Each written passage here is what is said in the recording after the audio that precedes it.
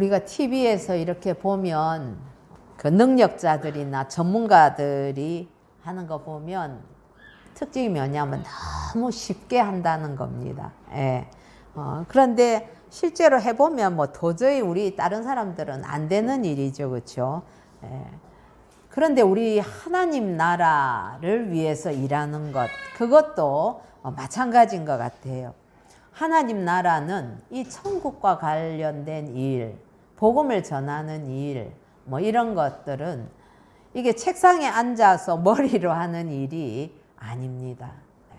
실제로는 사역의 현장에서 이루어지는 것이 우리 하나님 나라의 일이다 하는 것입니다. 그렇기 때문에 영적인 전쟁터에서 실전을 직접 치러본 그런 영적인 군사들이 많이 있는 교회가 말하자면 영적인 야성이 살아있다. 그렇게 얘기할 수가 있습니다. 지금 우리 한국 교회는 이 야성이 너무 많이 사라졌죠. 그래서 직접 나가서 우리가 전도하고 선교하고 그 일을 위해서 이 모양 저 모양으로 애쓰고 기도도 하고 후원도 하고 하는 이런 것이 그 현장 가운데서 하나님의 역사가 일어나는 거거든요. 예. 이렇게 하나님의 역사는 굉장히 동적입니다. 액티브한 거죠. 자, 예수님께서는 제자들을 두고 떠나실 때를 염두에 두셨습니다. 그래서 12제자를 직접 불러서 이제 현장에 투입을 하신 거지요. 그동안 제자들은 예수님 옆에서 예수님이 하시는 일들을 구경만 쭉 하고 있었을 겁니다. 그랬는데 예수님께서 어느 날 나를 잡아서 그들을 다 불러서 현장에다가 실전에 내보내시는 겁니다. 그래서 실전을 통해서만 깨달을 수 있는 지혜가 있고 또 누릴 수 있는 그런 하나님의 은혜가 있기 때문에 우리가 실전에 투입되는 것을 두려워해서는 안 됩니다. 처음에는 다 좀 두려워하고 또 부담스러워하고 이렇게 하지만은 이게 참 신기한 게 실전에 나가서 직접 해보면 그 현장에서 해보는 사람만이 느끼는 하나님의 은혜가 있거든요. 예, 그렇기 때문에 해본 사람만이 또 자꾸 실전에 나가는 것을 두려워하지 않게 되는 것이죠. 오늘 우리 본문을 통해서 우리 예수님께서 제자들을 세상 가운데로 파송하셨는데 어떻게 하셨는가 하는 것을 살펴보려고 합니다. 첫 번째로는 불러 모으시고 나서 세상 속으로 내보내시는 파송하시는 그런 일을 하셨다는 거지요. 우리 1절과 2절 같이 한번 읽어보십시다. 시작. 예수께서 12제자를 불러 모으사 모든 귀신을 제어하며 병을 고치는 능력과 권위를 주시고 하나님의 나라를 전파하며 앓는 자를 고치게 하려고 내보내시며. 예, 첫 번째 우리가 볼 것은 불러 모으시고 내보내셨다 하는 것입니다. 교회를 원어로 하면 에클레시아라고 합니다. 여러분 에클레시아라는 단어 많이 들어보셨을 겁니다. 이게 두 단어가 이렇게 합성이 된 건데 밖으로라는 뜻을 가지고 있는 에크라는 그 전치사하고 그 다음에 부르다는 의미를 가지고 있는 이 칼레오의 합성어로서 밖으로 불러내다 또 밖으로 부름을 받다 이런 뜻을 가지고 있는 거죠. 예. 그래서 세상 밖으로 부름을 받아서 우리 주님을 믿는 공동체나 개인을 바로 에클레시아, 교회라고 하는 것입니다. 세상의 잘못된 기준들, 부정한 모습, 또한 죄된 모습, 그 죄된 자리로부터 우리 주님께서 불러내시는 것이지요. 그래서 우리가 성도가 구별된 삶을 살아야 되는 이유가 있는 것입니다. 그렇다면은 우리 주님께서 자기 백성들을 세상 밖으로 이렇게 불러내셨는데 그러면 세상과는 완전히 분리된 그런 동떨어진 삶을 살아야 되는가 하면 그것이 아닙니다. 왜냐하면 교회라는 것은 결국 세상 밖으로 분리되어서 주님께 훈련을 열심히 받아서 불러내신 목적이 뭐냐면 오늘 말씀처럼 다시 세상 속으로 들어가서 우리 주님의 명령을 따라서 세상의 소금과 빛이 되어야 되기 때문에 그렇습니다.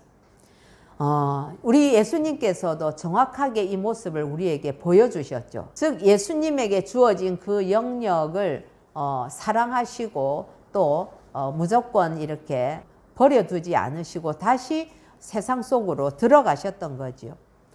우리가 때로는 세상과 분리되어야 됩니다. 그러나 반드시 그 목적은, 분리되는 그 목적은 무엇인가 하면 세상 속으로 다시 들어가기 위함이다 하는 것을 기억해야만 합니다. 세상 밖으로 분리가 되어서 공동체를 이루었습니다. 그러나 세상 안에 들어가서 교회로서의 역할을 하지 못한다면 교회라는 모양은 갖추었을지 모르지만은 예수 그리스도의 그 능력과 사랑은 갖지 못한 그런 능력 없는 무리가 되고 마는 것이죠. 그렇기 때문에 세상 밖으로 부르심을 받은, 그래서 세상 안에서 다시 소금과 빛이 되어야 되는 공동체, 이것이 바로 교회라고, 그리고 성도, 한 교회라고 이름 지어지는 성도라고 할 수 있습니다. 오늘 본문은 예수님께서 어떤 사명을 주시면서 그것을 수행하기 위해서 제자들을 불러 모으시고 그 다음에 다시 세상 속으로 보내시면서 영적인 전쟁터로 보내는 거지요.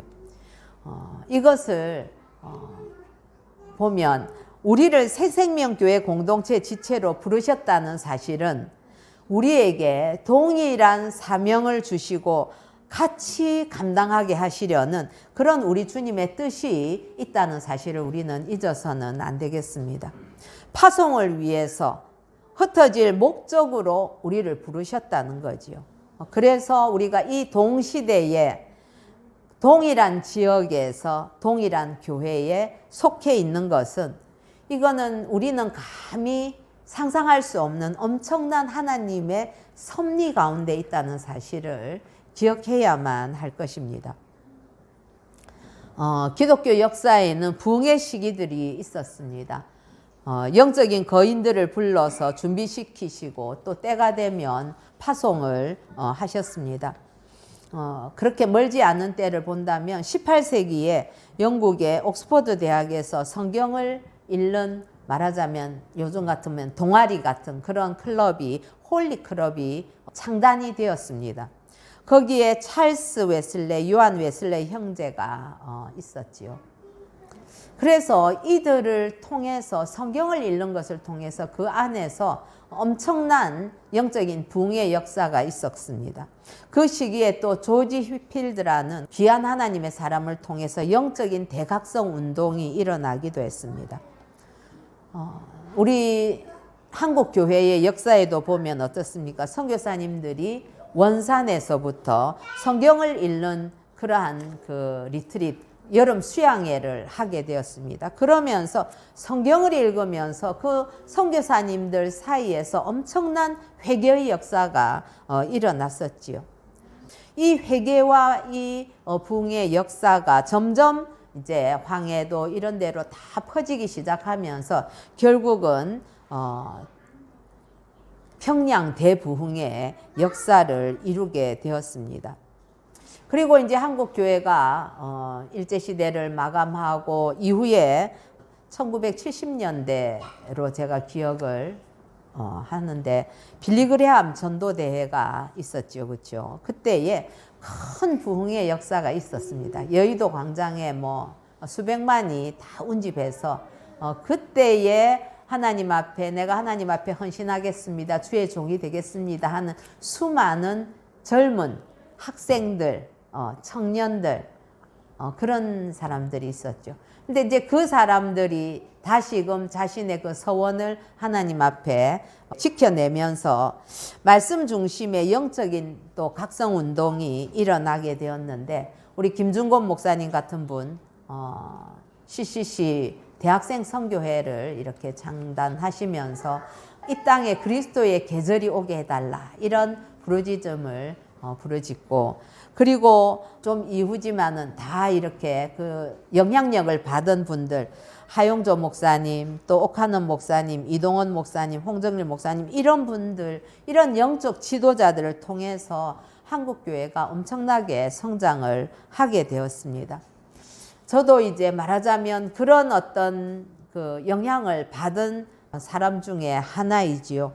1980년대에 제 모교회도 같은 그런 청년대에 다니던 부산의 동광교회였는데 80년대 그 교회의 청년들이 매주 금요 철야 기도회를 했었습니다.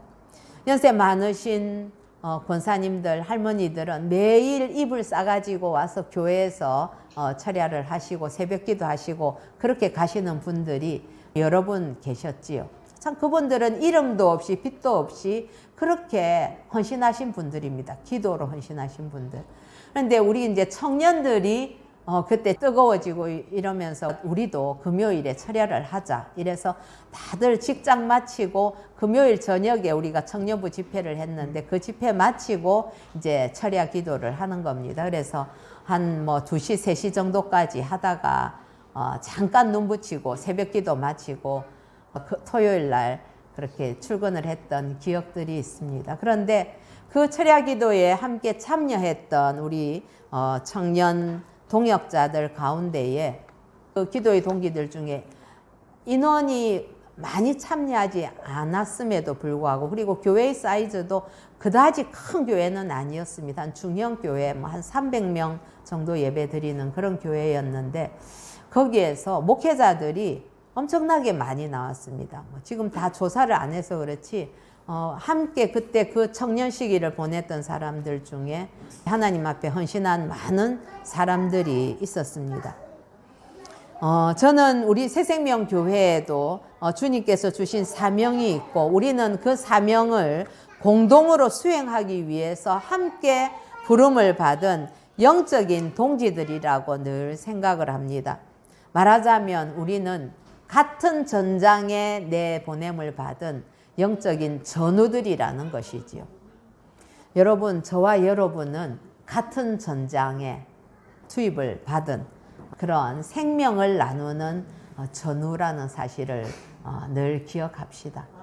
그래서 같은 그 전쟁을 쳐본 사람들끼리는 그 사람이 얼굴이 좀 어떻든지 성격이 좀 어떻든지 그 사람 스타일이 좀 어떻든지 그런 거 별로 문제되지 않습니다. 왜냐하면 생명을 나누는 사이이기 때문에 그 모든 개인의 그러한 것들을 다 뛰어넘어서 뜨거운 마음으로 끌어안을 수 있는 게 바로 전우회라는 것이죠. 예수님께서는 이렇게 제자들을 불러 모으셨고 둘씩 짝을 지어서 세상 속으로 보내셨습니다. 그렇기 때문에 이게 나가서 같이 전쟁터에서 무언가를 할 때에 그 개인도 그렇고 공동체도 그렇고 엄청난 성장과 에너지를 얻게 되는 것이지 그냥 교회 오니까 여기가 좋사오니 우리 교회는 너무 좋아. 우리 교회 성도들은 또 너무 만나면 반갑고 좋아. 사랑해. 그거에만 딱 머물러 가지고 흩어지지 않고 모이기만 한다면 그건 이제 차츰차츰 힘이 없어지고 병이 들게 되는 것입니다. 사랑하는 성도 여러분, 이렇게 모여서 우리가 흩어지지 않으려고 하는 것은 말하자면 소금으로 친다면 이게 녹지 않는 소금이 되는 거죠. 여러분, 소금이 녹지 않고 맛을 내지 못하면 어떻게 된다고 합니까? 밖에 길가에 버려져서 밟히게 된다고 하거든요. 네.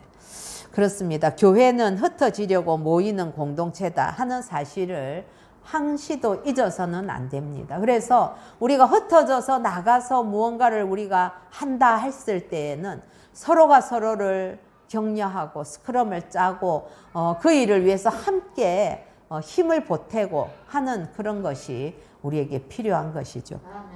두 번째로는 예수님께서 이들을 내보내시면서 그냥 보내지 않으셨습니다. 우리 1절에 보면 모든 귀신을 제어하며 병을 고치는 능력과 권위를 주시고 그랬습니다. 여러분, 귀신을 제어하고 병을 고치는 능력과 권위, 이 대단한 거 아닙니까? 예수님께서 주로 하시던 거였죠. 예수님께서 예수님을 찾아오는 수많은 사람들, 그들에게 귀신도 제어하고 병도 고치고 그러한 능력을 행하셨는데 예수님에게 있는 그 능력을 제자들에게 주셨다는 것입니다. 능력은 무엇입니까? 이것은 사전적으로 무언가를 이룰 수 있게 하는 힘입니다. 그래서 사명을 주실 때는 그것을 감당할 힘도 능력도 반드시 함께 주신다는 사실을 기억하십시다. 여러분, 하나님의 능력은 제한이 없습니다. 내 능력은 너무 제한되지요.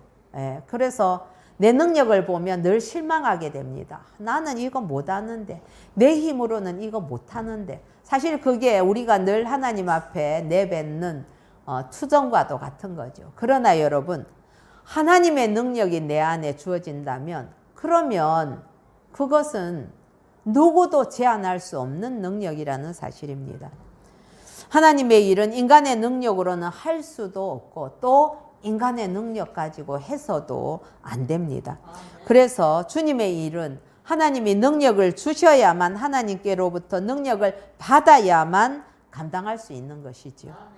사랑하는 성도 여러분, 이 사명을 감당하기 어려울 때에 우리 각자에게 주어진 다 사명들이 있습니다. 그러나 그 사명 감당이 쉬운 거 아닙니다, 여러분. 어떤 때는 막 숨이 넘어갈 것 같이 힘든 때도 있지요. 그럴 때에 주님, 이 사명을 좀 줄여주세요. 이 사명을 좀 없애주세요. 그렇게 기도하면 안 됩니다. 우리가 기도해야 될 것은 무엇인가? 주님의 일을 잘 감당하고 싶습니다. 제가 감당할 능력을 주세요. 내게 능력을 달라고 그렇게 기도해야 되는 거죠. 그러면 능력의 하나님이 우리에게 능력을 안 부어주시겠습니까? 그 어려운 순간을 이겨낼 능력도 주시고 인내할 능력도 주시고 새 일을 행할 능력도 주시는 것입니다. 참 저를 봐도 그렇습니다. 저는 정말 제가 이런 자리에서 목회를 할 수 있는 사람이라고 저는 생각해 본 일이 없는 사람입니다. 그리고 저는 늘 겁이 많고 무언가를 새롭게 하는 데에 대한 굉장한 두려움이 많은 그런 기질의 사람이었습니다. 그런데 어떻게든 이렇게 밀려서 주님의 능력에 정말 떠밀려서 여기까지 왔는데 지나고 보니까 저는 아무 능력이 없었는데 저를 통해서 하나님께서는 많은 일들을 하셨더라고요. 그게 제가 할 수 있는 일이 전혀 아니거든요. 저 같은 사람은 정말 늘 2인자로서 만족하고 저는 뒤에 있기를 좋아하는 사람이지 앞에 있는 거를 늘 두려워하는 사람인데 지나고 보니까 하나님께서는 참 마른 막대기만도 못한 이런 사람을 통해서도 하나님께서 하나님의 일을 하셨더라고요.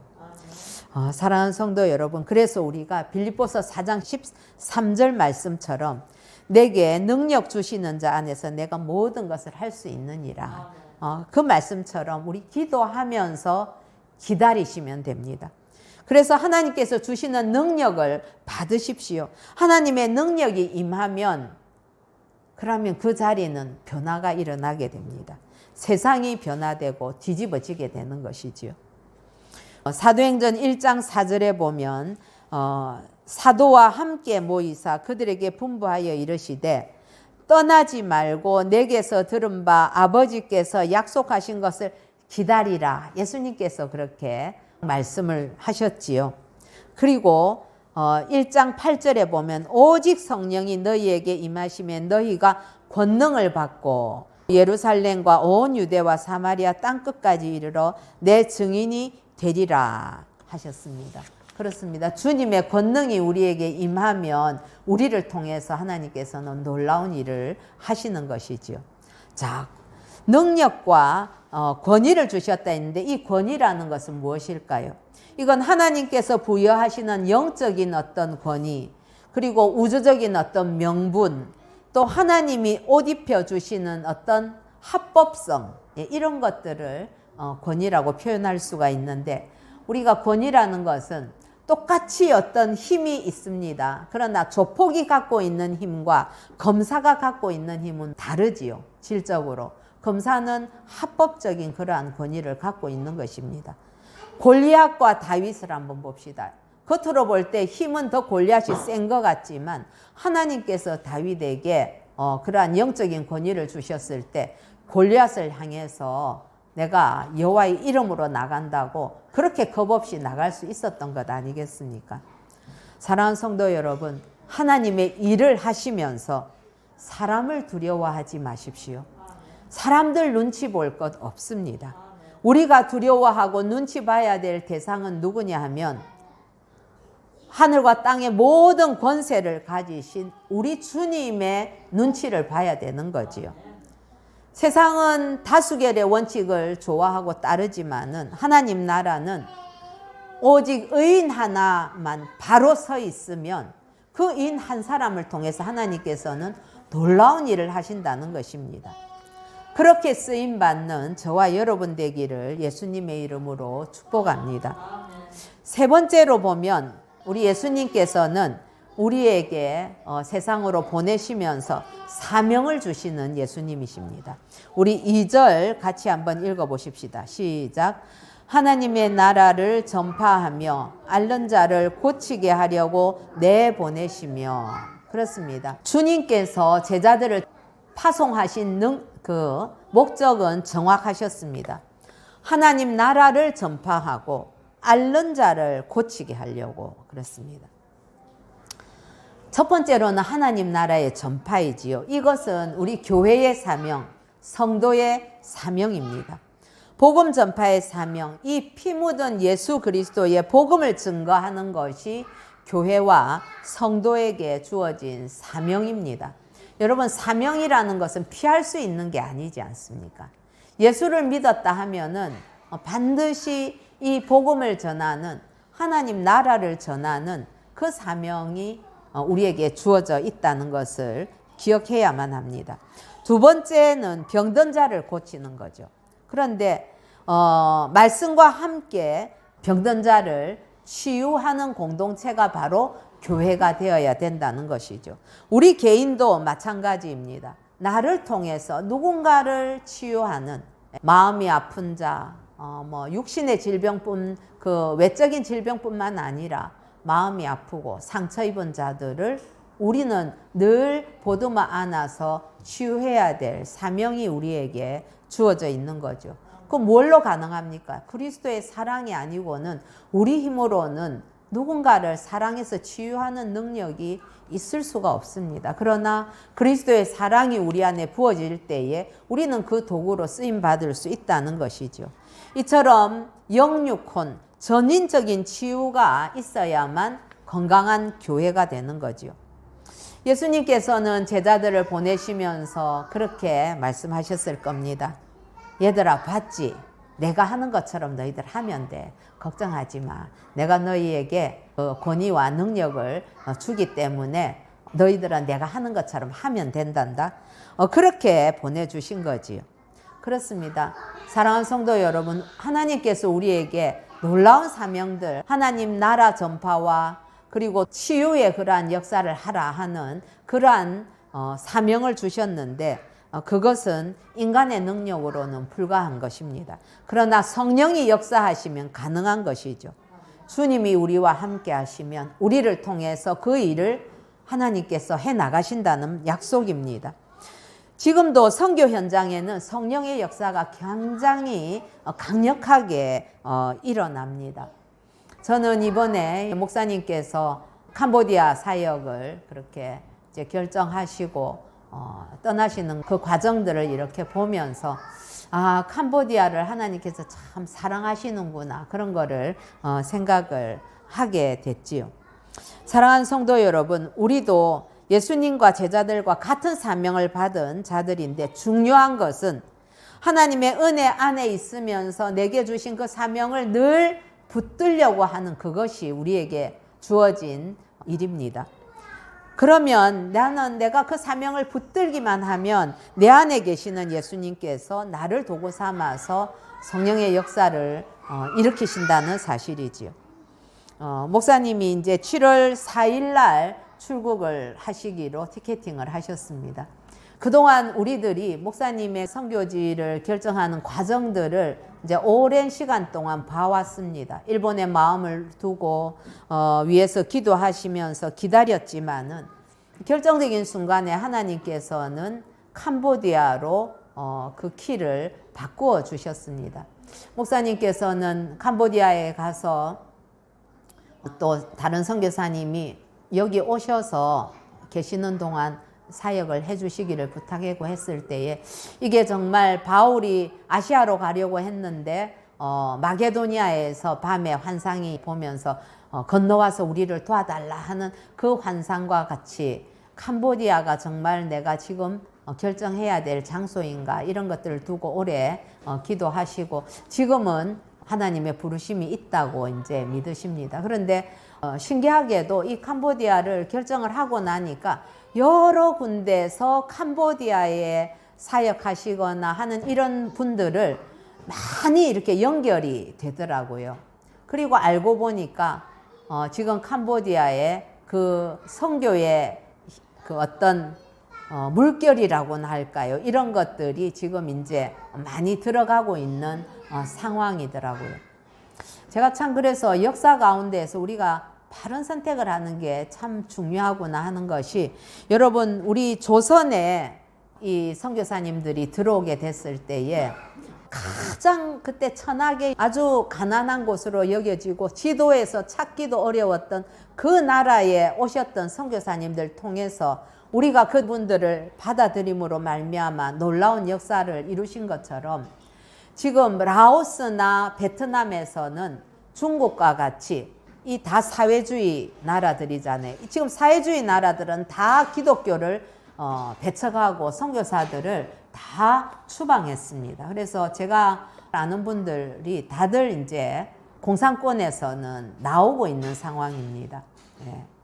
그런데 캄보디아는 공산주의가 아니고 여기는 왕정이면서 민주주의예요. 일종의 이제 일본 같은 그런 시스템이죠. 그래서 그 땅에도 많은 학살의 그 시대가 있었습니다. 우리 뭐 다들 킬링필드 영화 봐서 아시겠지만은 수많은 그런 정권에 의한 학살들이 있고 했지만 지금은 캄보디아는 불교 국가입니다. 거의 대부분 불교를 믿고 그래서 이제 영적으로는 여러 가지 어려운 문제들이 있지만 그 사람들의 심성이나 이런 것들이 굉장히 착하고 그리고 이 기독교에 대해서 그렇게 터부시하거나 하는 이런 것은 없다고 얘기를 하더라고요. 그래서 지금 그 캄보디아가 이전에 중국이 좀 열렸을 때에 우리가 정말 중국으로 많이 가서 사역하면서 그렇게 중국에 있는 영혼들을 일깨웠던 것처럼 지금은 또 이 캄보디아에 그런 하나님의 은혜가 있는 지역이 아닌가 그렇게 생각을 하셨습니다. 사랑하는 성도 여러분, 다른 사람들은 그렇게 말할지 모릅니다.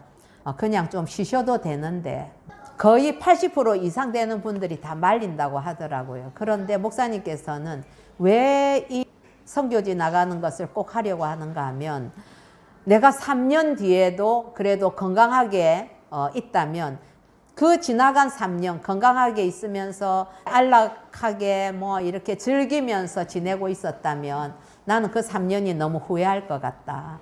그래서 나는 지금 내 건강이 허락하는 한은 건강이 있을 때에 할 수 있는 만큼 그래도 하나님 앞에 헌신하고 그리고 다른 곳보다도 더 복음을 듣지 못한 사람들이 많이 있는 곳에 가서 복음을 전하는 것이 하나님께 내가 드려야 되는 내 마지막 시간이 아닌가 그런 생각 때문에 다시 그 선교의 길을 떠나신다고 하셨습니다. 사랑하는 성도 여러분, 하나님께서 사람을 쓰실 때는 다양하게 쓰시고 다 사람들마다 사명이 다른데 저는 그래도 우리에게 정숙 목사님처럼 그렇게 이 주신 사명 하나님 나라를 전파하고 사람들을 치유하고 돌보는 그 일에 자신의 생명을 걸고 늘 주저앉지 아니하고 그렇게 다시금 세상을 향해서 나가는 그런 용기 있는 믿음의 전사를 우리에게 허락하신 것이 너무나 감사합니다. 저도 뭔가 변화가 있거나 이런 게 너무 두려운 사람이었는데 해보니까 안 되는 게 아니더라고요. 그냥 하면 되는 거였어요. 그러면 모든 일들이 열리게 되었었습니다. 제가 지난 주간에 어떤 목사님의 자제가 정 목사님께 그 얘기를 했다고 하더라고요. 제가 이제 학교도 졸업했고 직장도 잡았습니다. 미국에 있는 친구인데, 그런데 1년은 제가 직장을 휴직을 하고 선교지에 가서 봉사를 하고 싶습니다. 그렇게 얘기를 했다고 하더라고요. 여러분, 이 젊은이들이 자기 인생에서 가장 꽃 같은 그 시간에 자기 모든 것들을 딱 내려놓고 선교지려고 가서 나 1년이라도 하나님 앞에 봉사하겠다는 그 마음 너무 귀하고 참 아름답지 않습니까? 만약에 여러분들의 자녀들이 그런 결정을 하겠다고 하면 여러분들은 어떻게 하실 것입니까? 참 그렇게 헌신하는 친구들이 있더라고요. 그리고 우리 예수님께서는 오늘 3절부터 5절에 보면 사역의 지침을 주셨습니다. 거기 보면 여행을 위해서 아무것도 갖지 말라, 또 어느 집에 들어가면 한 군데에서 머물다 떠나라, 그 다음에 복음을 거부하면 그냥 그 사람들한테는 설득하고 이런 거 필요 없고 신발에 먼지 탁탁 털고 나는 너희들의 그 심판에 대해서 난 책임 없다는 것을 명확히 하고 나와라. 이제 그런 지침들을 주셨습니다. 아주 이렇게 정밀하고 구체적인 지침으로 주셨는데, 복음 전하러 갈 때는 간단하게 가라 이 말입니다. 뭐 이것 준비 저것 준비 이거 없으면 내가 생활이 안 되고 뭐 그런 거 다 내려놓고 최대한 짐을 가볍게 해서 가라는 거지요. 이 말은 뭐냐 하면은 전적으로 우리 주님이 공급해 주시는 것을 의지하고 가라는 의미입니다. 그래서 CCC는 거지 전도를 항상 하죠. 아무것도 안 가지고. 그래서 왜냐하면 돈을 의지 않고, 그래서 더 기도하면서 주님의 인도하심에 영적인 촉각을 세우는 훈련을 하는 것입니다. 여러분, 선교는 돈으로 하는 것은 아닙니다. 선교는 복음으로 하는 것이지요. 그러나 그 선교 현장에 그렇게 그 마음과 정신을 가지고 나가면 선교 현장에는 반드시 돈이 필요한데 그 필요한 것들을 하나님께서는 채우십니다. 두 번째로는 숙식에 대해서 환경 쓰지 말고 사역에만 집중하라는 의미로 한 군데 있으라 했습니다. 준비하고 가면 반드시 너희를 먹이고 입히고 재워줄 사람이 예비되어 있다 하는 것이지요. 그래서 예비된 그 헌신자에게 머물면 된다는 것을 가르쳐 주신 겁니다. 그리고 그 동역자를 영적인 교두보로 삼으라. 사도 바울이 빌립보에 갔을 때에 자주장사 루디아를 만나지 않습니까? 예배하러 가서. 그런 것처럼 하나님께서는 우리가 마음을 결정하고 움직이면 이미 다 예비하셨습니다. 하나님의 일인데 하나님께서 뭐 어련히 준비하지 않으시겠습니까?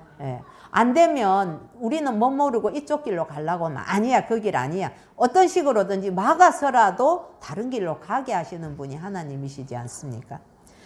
세 번째로는 복음을 거부하면 떠나라는 것입니다. 그래서 면제를 떤다는 것은 책임을 말하자면 면제를 해준다는 그런 의미가 되지요. 이 말은 우리가 더 절박하게 그 심판받을 영혼들을 향해서 간절한 마음을 가지고 일해야 된다는 것을 일깨워 주시기도 합니다. 마지막으로 순종하는 제자들이 있었습니다. 이렇게 예수님께서 제자들을 보낼 때에 지침도 주시고 사명도 주시고 능력도 주시면서 보냈는데, 제자들이 6절에 보면 나가서 각 마을에 두루 다니며 곳곳에 복음을 전하며 병을 고쳤다 이랬습니다. 이건 정말 놀라운 일이죠. 여러분, 우리가 제자들의 면면을 알지 않습니까? 얼마나 부정적인 얘기도 많이 하고, 뭐 그렇게 이적을 많이 받는데도 뭐 이것도 안 되고 저것도 안 된다고 늘 얘기하는 자들이 제자들이었습니다. 그런데 예수님께서 파송하실 때에 이들은 별다른 말이 없었습니다.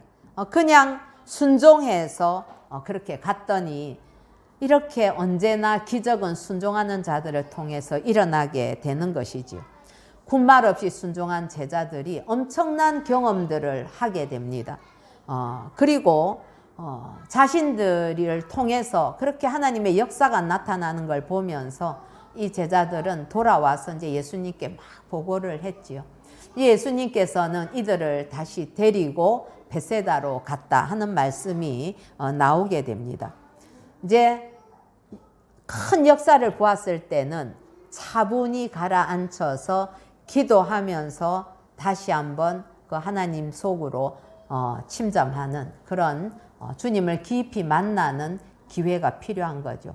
그리고 예수님은 바로 이어서 벳세다에서 제자들을 향한 그러한 또 훈련을 준비하고 계시는데 벳세다에서 오병이어의 기적을 준비하고 계셨죠. 주님은 우리를 이 땅에 보내셨고 우리에게 사명을 주셨고 그리고 플랜을 가지고 여러분 우리를 막 이렇게 훈련을 시키시고 이끌어 가십니다. 저는 그걸 생각하면 얼마나 참 가슴이 설레는지 모릅니다. 사랑하는 성도 여러분, 여러분들의 파송지는 어디입니까? 세계로 나가 있는 선교사들을 위해서 기도하면 그곳이 내 파송지가 되는 겁니다. 여러분 기도가 일이라니까요. 엄청난 힘이 드는 일입니다. 그리고 여러분들이 있는 자리에서 복음을 전하면 그러면 그 아픈 영혼들을 품고 살피면 그게 바로 제자로 파송받은 현장이 되는 것입니다. 저는 굉장히 요즘 하나님 앞에 감사하는 것이 우리 가운데에 한 분이 혼자서 시간을 정해두고 그렇게 복음 전하는 일을 시작을 하셨습니다.